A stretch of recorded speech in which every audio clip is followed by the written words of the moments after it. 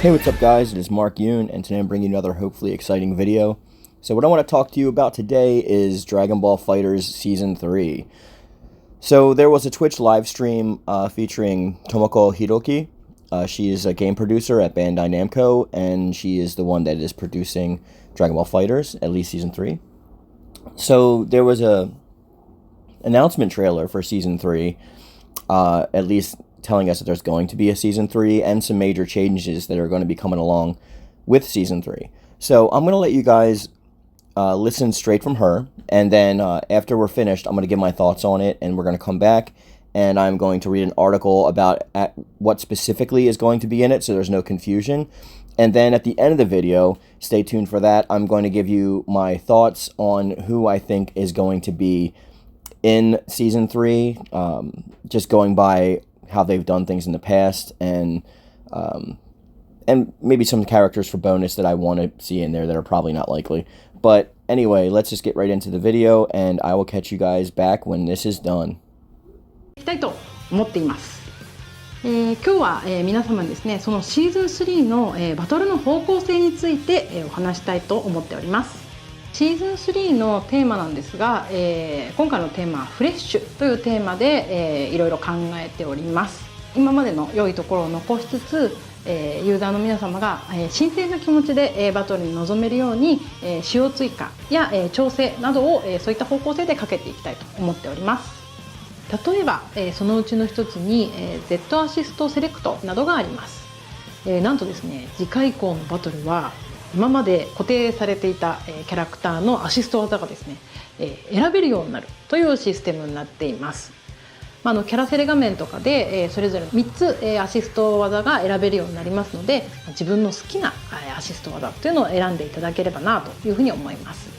でこれにより、今までにない自分だけのコンボのつなぎ方とか戦略っていうのも自分で作れるようになりますので、より幅広い楽しみ方ができるようになるんじゃないかなと思ってます。合わせてバトルの調整なども行っていきたいと思っています。今回の調整は本当にさまざまなキャラクターを使ってほしいという意図から、そういった意図で調整の方を行っていきたいと思っています。例えば Z アシストセレクトなどもそのうちの一つですね。今回の仕様追加や調整で Z アシストの性能だけで選ばれるとか、キャラクターの体格で選ばれるとか、そういったことが少なくなって、それによってよりプレイヤーの個性が出せるようなバトルが楽しめるといいんじゃないかなと思っております。また他にも今、この現状のバトルである、強力な攻めや連携による、一方的な展開っていうのを、減らすような調整を行っていたり、他にもですね、残り1人になっても最後まで、諦めないで戦えるような逆転性を高める調整なども、入れています。逆転性を高めるについては今回仕様追加のところまでちょっと踏み込んで、考えておりますので、そちらも見ていただければなと思います。あとですね、これはまだ確定しているわけではないので、何とも言えないことなんですけれども、実は今年は、シーズン2に関してはバトルの調整っていうのをツアーが始まったら、1回も行わないで、今まで続けてきました。でただ今回シーズン3に関しては、必要であれば調整を行っていきたいなというふうに考えています。でただ細かい調整をたくさん入れていくというわけではなくって必要であれば、良いタイミングで大きく1回やるとか、そういうような調整の方向性を考えております。これは本当に状況によりけりなので今確実にやりますとか今後もどんどんやってきますとかやりませんとかっていうお話は今できないんですけれども、まずはそういった心持ちであることを今遊んでいただいている皆様に知っていただきたくってこの場を借りてお伝えさせていただきます。他にもですね、フレッシュな気持ちでバトルに臨めるように、例えば UI の変更とかを行っていたり、他にも新しいモード追加なども行っておりますので、そちらも引き続きご注目いただければと思っております。それでは皆様、ツアーのファイナルバトル頑張ってください。Alright guys, so there was a lot to go into from that from that Twitch stream, but what I want to do is I want to take this piece by piece, and I want to see, like, specifically what was mentioned, and I just want to get, like, a big, I guess, overarching theme going of, like, what we're going to be looking for. So, there are a bunch of changes that are mentioned in Season 3, and some of them are interesting and some of them are not so much, but I mean, we're going to go into them regardless of what we think about them. But some of the changes that we already now are looking at are... So, Hiroki addressed fans and competitors after day 1 of the event to go over some changes to the battle system that'll be made this coming season. And wow, there are some doozies. This is reading directly from the article that I'm going to show on the screen as well, guys.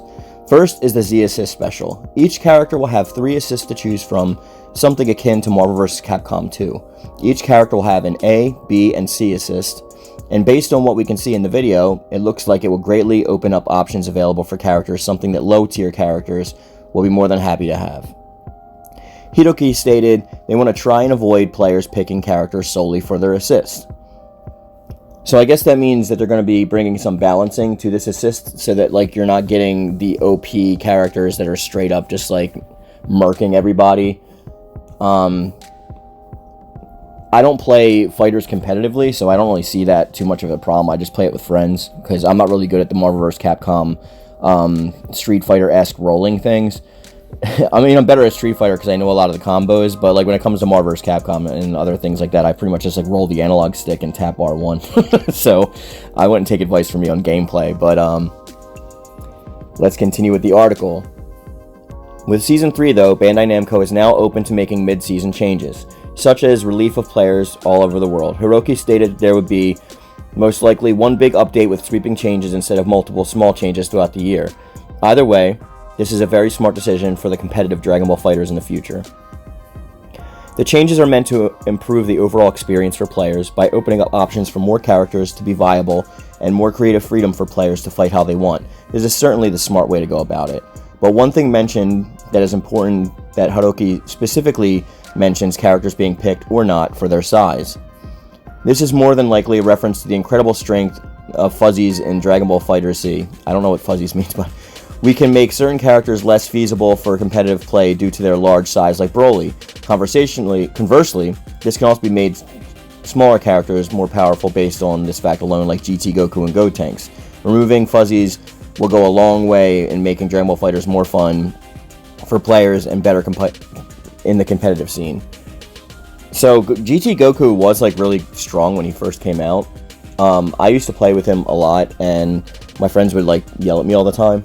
I didn't play with Gotenks as often, but I do play as GT. He's, like, on all my teams, but it's not for the reason I want to, like, spam his power pole or whatever. I mainly like the Super Saiyan 4 transformation for his level 3, so that's my main reason for doing so.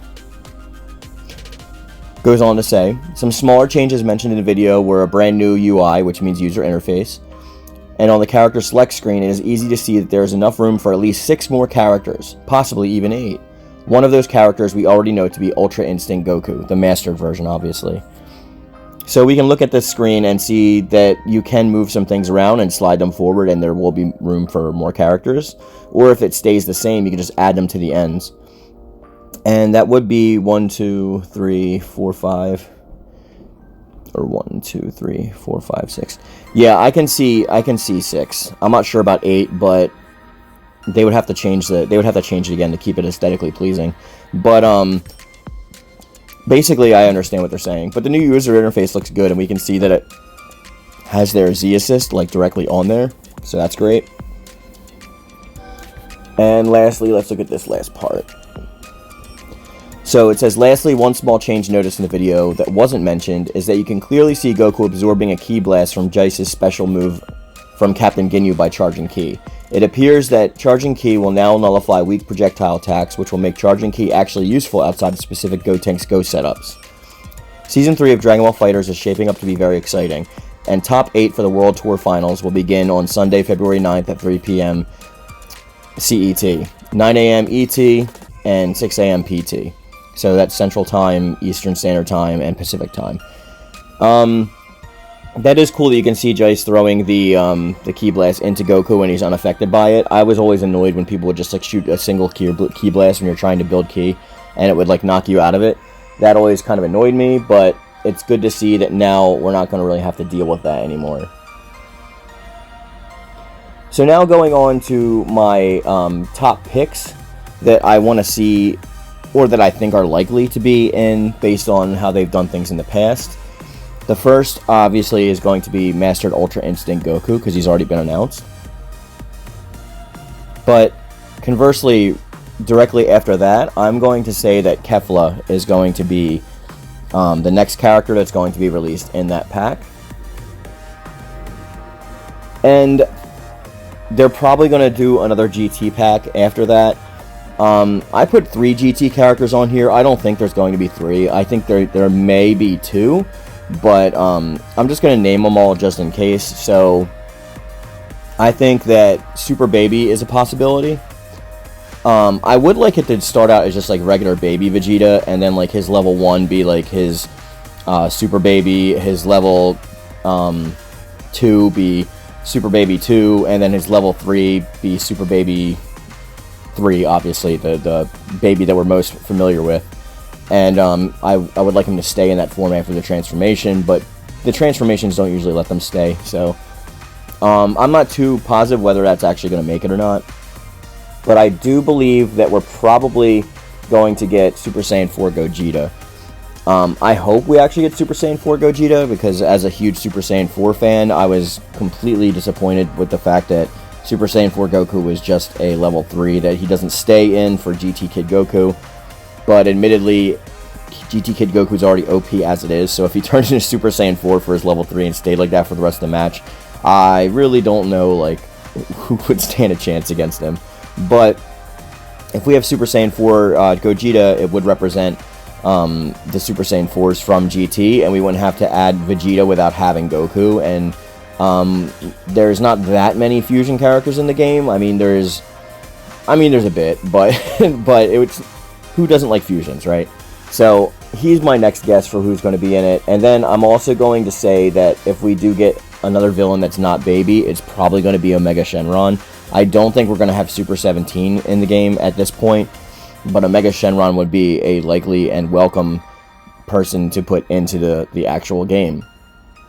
Especially because he's got such a wide array of moves.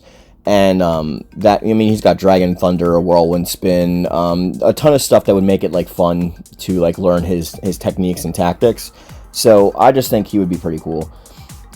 They could even just not have Omega and have it as Sin Shenron, and then have Sin Shenron become Omega for his level 3. Maybe Sin Shenron would be something similar to Captain Ginyu, where he would call upon the other dragons. And the Shadow Dragons would be the ones doing the attacks.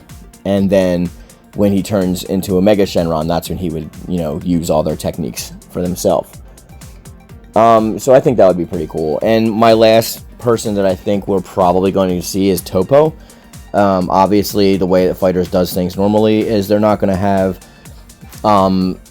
like, God of Destruction Toppo out the gate. He'll probably be his level 3, and he probably won't stay transformed in that state. It'll most likely just be regular Toppo.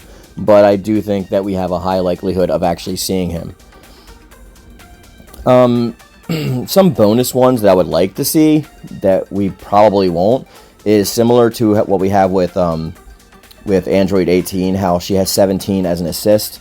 I would like to see Kale and Caulifla that way, so maybe have like Caulifla fighting and Kale comes out and helps out and stuff, and then their level 3 could be them transforming into Super Saiyan 2. That would be cool. I could also see them adding Kaba. He could be like another one of the smaller end characters that can help balance the game. Bojack would be a likely choice from the movie villains. He would be the same as I mentioned for Omega or Sin. How Captain Ginyu would be, he could have his henchmen come out for his level 3 attack. That would be cool. Like string them all up like he does with the psychic strings in the movie with Gohan. And my last guess would probably be Raditz. Raditz would be one of my top choices that I would want in the game, but I don't know if they're going to put him in based on his moveset. I mean, he has a lot of created movesets for games, but this tends to go directly with like more of the anime, so I'm not exactly sure what they would do with that, because his moves, like, I mean, he's got like double Sunday and all that stuff, but I don't know. Raditz is one of my favorite characters in Dragon Ball, so we'll just have to wait and see with that.